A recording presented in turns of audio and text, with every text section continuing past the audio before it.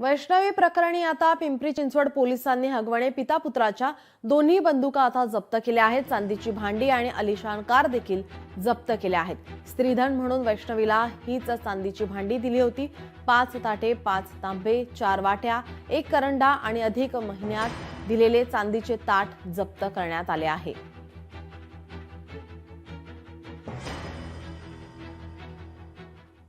अशा प्रकारची घटना होते ती खऱ्या अर्थाने सहन करण्यापलीकडे आहे आणि म्हणून मुख्यमंत्री महोदयांनी देखील यावर भाष्य केलेलं आहे।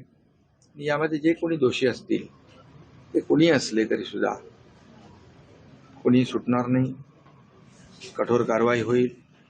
पुन्हा अशा प्रकारची दुर्घटना पुनरावृत्ती होऊ नये किंवा करण्याचं धाडस होऊ नये अशा प्रकारची कडक कारवाई होईल। लोकशाही मराठी ऐका, पहा, जागरूक रहा।